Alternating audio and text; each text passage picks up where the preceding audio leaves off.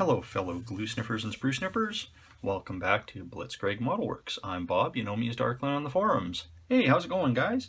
As you can see, there has been some progress. I'm basically filming this a day after I uploaded the last video, which I'd done everything pretty much that day. So things have progressed quite a bit further. You can see there's some gray here and there. That's Tamiya basic type putty that I liquefy with some MEK and turn into like a liquid putty. And I paint it on and it flows in and fills in all the little cracks and crevices and things like that. And for those of you that were sharp enough to catch it, because I sure certainly wasn't when I put them on, the zimmerit that it's on the inside is actually supposed to go on the outside. So that nice little waffle stamp pattern came in awfully handy, and it works pretty well with the Tamiya. I just had to put a little bit of Vaseline or vegetable oil would work too, baby oil, and it's just so it doesn't stick. And I had to do the same here. There was quite a gap here, so I had to do the same and tap that in. Still need a little bit to go on the others, but that one's pretty much done. Drive sprockets, idler wheels are done. I've painted and pre-weathered the muffler system. And I used an old paint for this. An old Sanyo Gunzi paint. I think they call them Mr. Color now. Came in a weathering set. This is the paint. It's H344. I've done a little bit of web searching. Apparently you can still get this stuff. I really like it. The grit that's in there is actually in the paint. And it's acrylic. It's basically the same kind of thing as Tamiya paints. Same size bottles. Sorry, keep forgetting you see this upside down from what I see. So yeah, that's fit in the same racks if you use special racks, if you use like the ammo racks.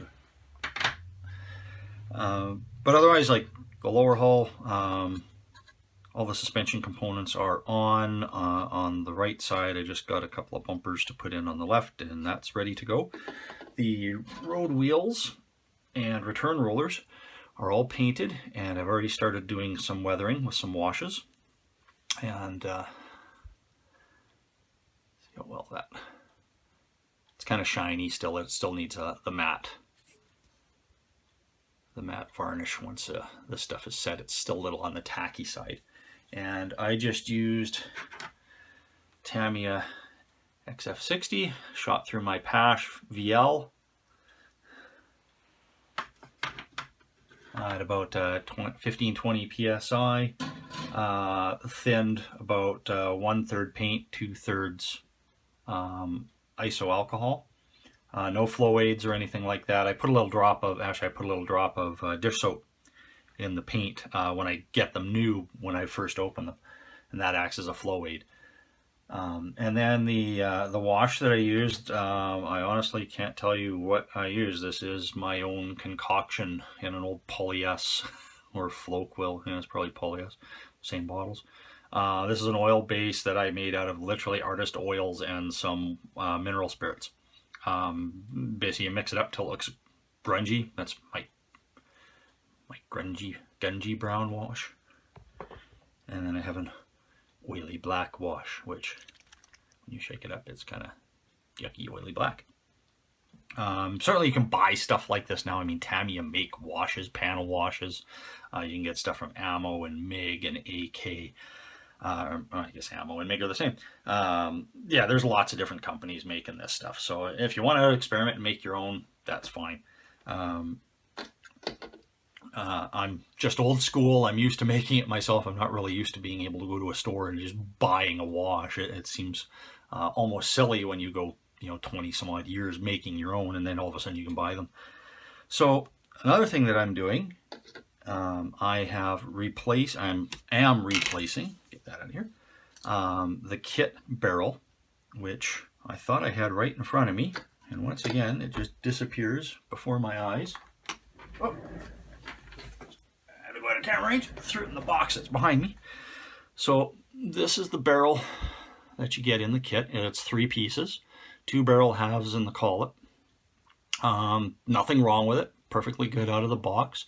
If you look back on my Leopard 2 build, I tell you how to deal with the seams on these. The problem with a two-piece barrel usually is the muzzle brake. You're going to have a seam on the inside, and that's impossible to fill properly.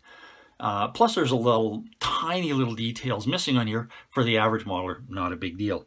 I decided to go a little silly, and I'd said earlier that it was a JR barrel, or an RB barrel, sorry, but it's actually an Aber barrel. They make the photo etch set that I'm going to be using as well. So I went from a 3-piece unit to 19. You have the collet, and there's 10 screws. I don't know if you can see them. I'm going to try and get close. There's 10 little screw heads, and these come separately on a photo etch fret. It is just insane. It was a nightmare. It took me about an hour and a half just to put those on. A lot of sphincter clenching doing that, boy, because these things can launch themselves. Unfortunately, I have a non-magnetic set of tweezers, so they didn't stick to them. So basically, I had to put them in and kind of lightly squeeze them in place with the tweezers, and then I took some flat jaw pliers and like pressed them into place, and then I'd slather some very, very thin super glue. This is that super thin stuff. It's like water, and it would creep in and underneath, and once it's set, I would use a cotton swab with some acetone to get the excess off, so you'd still see that nice little slotted head. Then we go up the nicely turned aluminum shaft.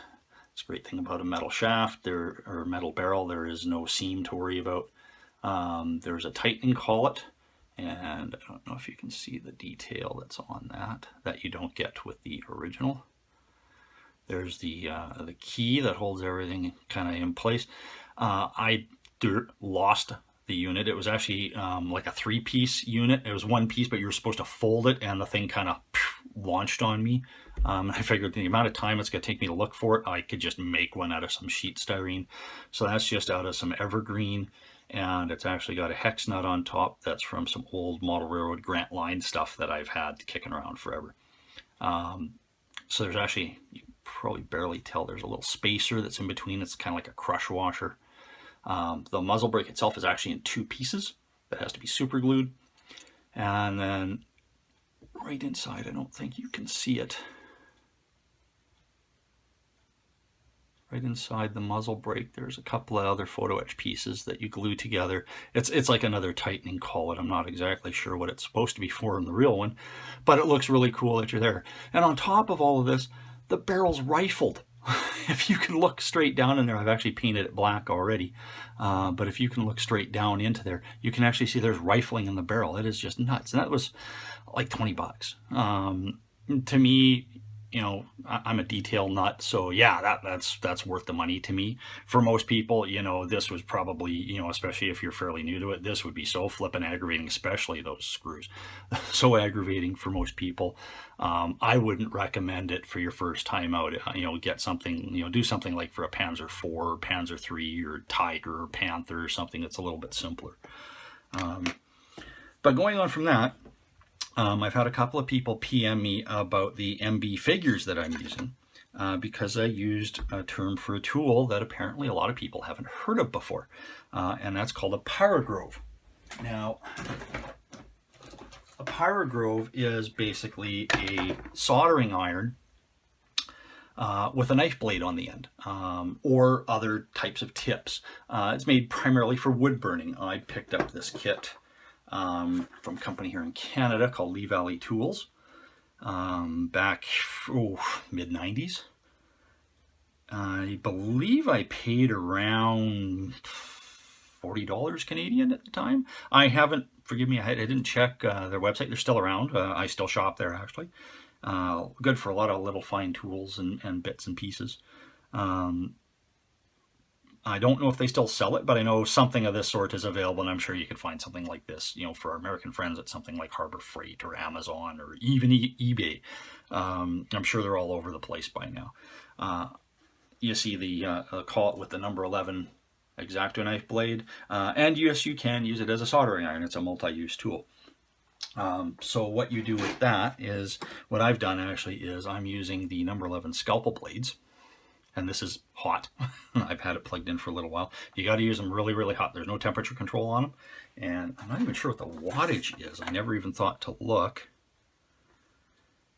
and it says nothing.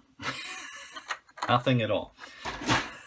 I would presume it's at least, oh, there it is. It's right on the side. It's a 30 watt. So that's reasonably powerful. So what do you do with a pyrograuve? Well, with a pyrograuve, you can heat cut things, you can melt things, fuse things together. But what I use it for is for sculpting things like hair, feathers, fur, things like that. So as an example, I've glued the dog together that came in the kit, and this is as you get it. Okay, that's the detail that you get out of the MB kit. Not bad, but certainly workable. So what I've done is the other side, I've already done the pyrograving. So I have carved in fur on spot here. I can't get too close, but so before, after. Now when you're doing an animal, there's a little bit of a trick to doing this, and I thank Shepherd Payne and his lovely books over the years for actually teaching me this. I actually used my knowledge of dogs. I've never actually owned a dog personally, but I know a lot of people that do. Between that and Shepherd Payne's painting guides on horses, you learn that animals' hair grows in certain directions on certain parts of their body. So you kind of have to, when you're doing the pyrograving, you kind of have to do that and keep that in mind.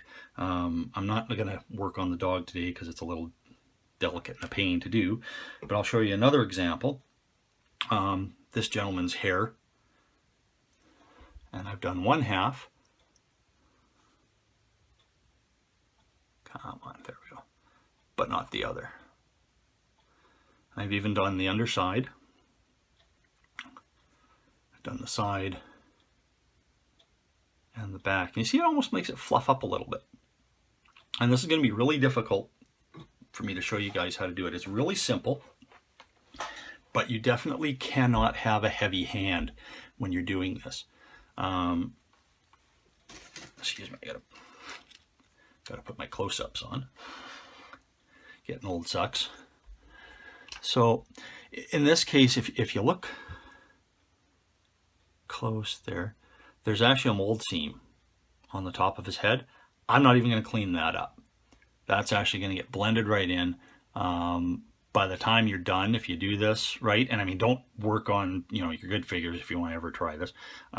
Get some old crappy figures. Old Tamiya figures are awesome for that. And what you do is you kind of figure out, okay, how is his hair going to go? And we have to use light, sharp movements. And like we're just pecking into the plastic, just a tiny bit at a time. And I'm going in different directions.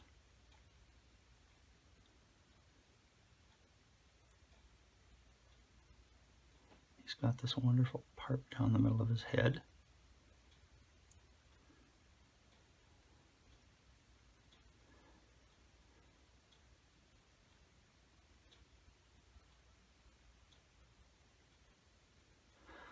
Just like that. It's pretty simple. Pretty straightforward.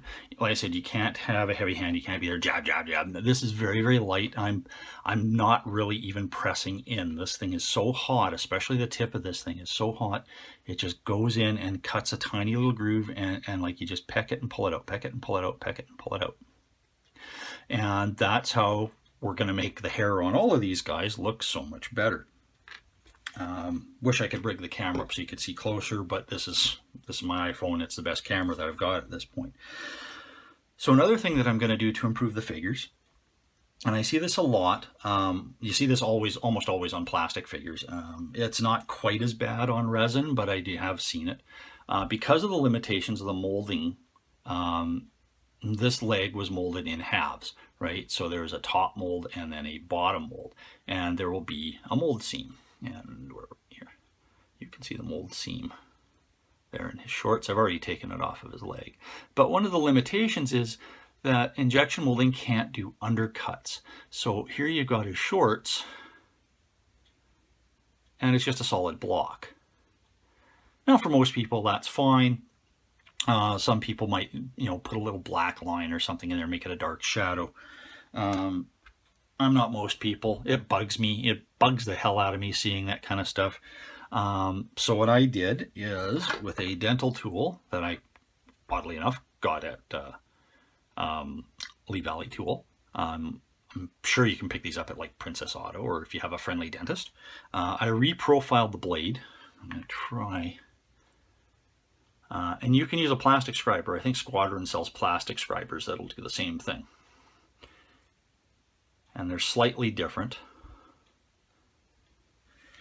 And what I did is I used it to remove the material. Now it looks a little rough, but what I do when this is done, this isn't quite as thin as I'd like, I will run some like Tamiya Extra Thin in there, or more than likely, because I have longer working time, the Tester's liquid. And I'll go in with a brush and it'll smooth it all out. It'll melt the plastic and it'll smooth it all out. Now, in some cases, this isn't an option, especially when you're doing like cuffs. So what I tend to do there, for cuffs and heads, and this is a figure I did a long time ago. Whoop, there he is. I actually cut the hand off. I hollow out the sleeve with a dental tool, a dental burr that I actually got from my dentist, in my Dremel at a very slow speed, because otherwise it'll melt the plastic. And I do the same thing with the head. Actually, the head was molded separately on this, and I just made a hole. And then with the heads, I extend the head, or sorry, extend the neck. You do the same thing with the wrists. I seem to have misplaced this guy's hands, probably in a box with a Panzer III somewhere. And then what you do is, once you're done all your painting and whatnot, is you take the head and the body and you mate them together. And then you have a guy that actually looks, this is probably going to fall off, but there's a definite separation between the head and the body. And also this gives you the ability to somewhat pose the head a little bit. So if you want to turn the head a little one way or the other, you usually have a little bit of leeway doing that. So that's just another little tidbit I like to do for figures. I'm not the best builder in the world, but there's certain things that really bug me about certain aspects. Some people, when you build a figure, I know guys that are phenomenal builders, but when it comes to figures, to them a figure it just adds a sense of scale, or it puts a human touch to the vehicle or the diorama they're doing. The figures are not, part and parcel. They're not done at nearly the same level as their vehicle, or even the groundwork is, for that matter. It's almost like it's an afterthought. And that's fine. There's nothing wrong with that if that's what you want to do, if that's what you're trying to convey. There's other people I know that put a lot of time into their figures, and they do just phenomenal figure work. But the kits, the models that they put them with, are kind of, they're okay. And that's fine too. That's again, that's your own prerogative.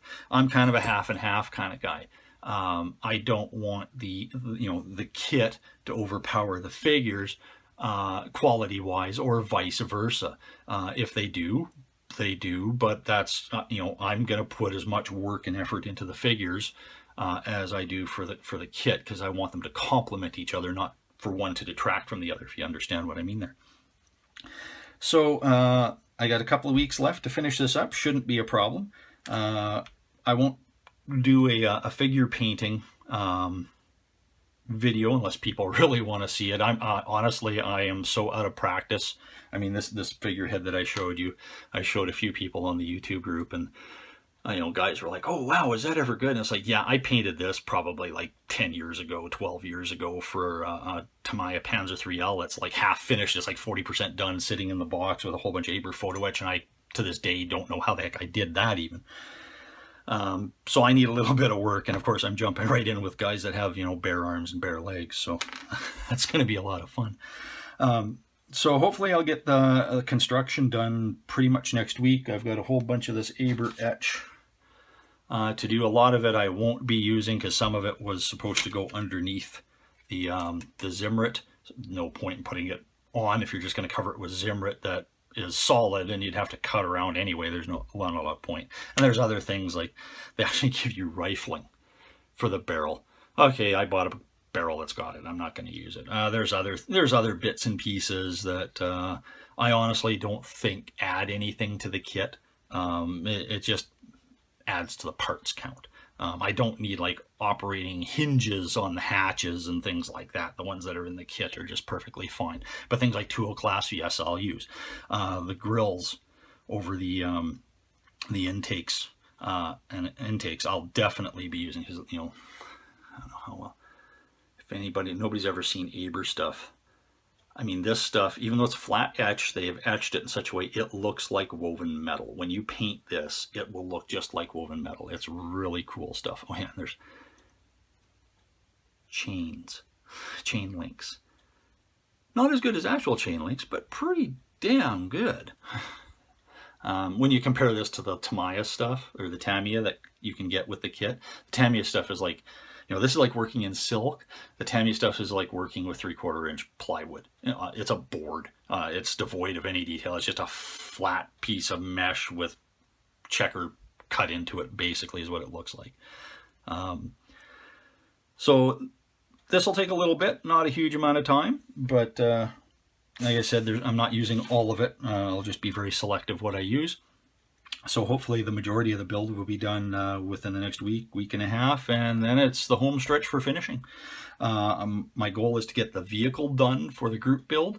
The figures are secondary, and then the whole diorama thing is a distant third. I kind of have an idea. I still have to work out a base. I got to get the rest of the figures kind of mocked up and figure out how big it's going to have to be and whatnot.